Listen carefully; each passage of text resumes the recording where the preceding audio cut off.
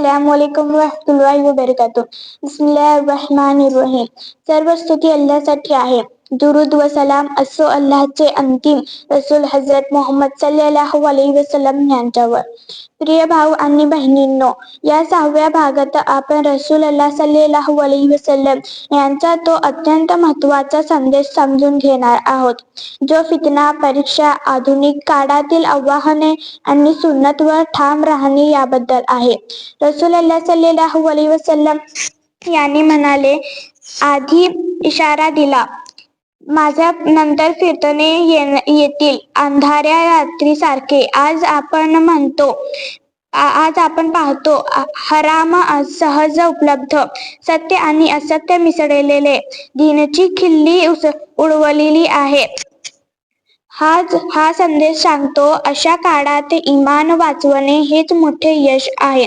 कुराण आणि सुन्नत सुरक्षिततेचा किल्ला। रसूलुल्लाह सल्लल्लाहु अलैहि वसल्लम म्हणाले, मी तुमच्यात 2 गोष्टी सोडतो आहे, जोपर्यंत तुम्ही त्यांना घट्ट धराल परकटणार नाही। त्या 2 गोष्टी कुराण, सुन्नत। मत, फॅशन आणि लोकांची भीती नव्हे, वही, अल्लाहचा संदेश हेच मार्गदर्शक आहे। रसूलुल्लाह सल्लल्लाहु अलैहि वसल्लम तरुणांना फार प्रेम करत असतात। आजच्या तरुणासाठी डोळे वाचवा, मोबाईल, इंटरनेटमध्ये तकवा ठेवा, दोस्त निवडताना दीन पहा।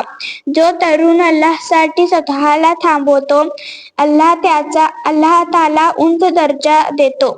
सत्यावर ठाम राहा। रसूल सल्लल्लाहु अलैहि वसल्लम म्हणाले, सत्य सांगणे हे सर्वोत्तम जिहाद आहे। सत्य एकटे पाळणे, टीका होईल, अडचणी येतील, पण अल्लाह सत्य सोबत असतो। सब्र आणि इस्तिकामत।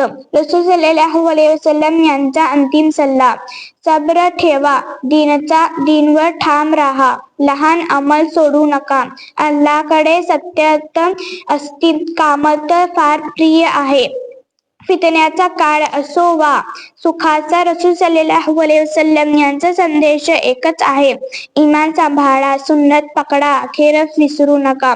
हे अल्लाह आम्हाला फितन्यापासून वाचवा, आमच्या दिलांना ईमानावर ठाम ठेव आणि आम्हाला रसूल सल्लल्लाहु अलैहि वसल्लम यांच्या सुन्नतीवर मृत्यू दे। आमीन।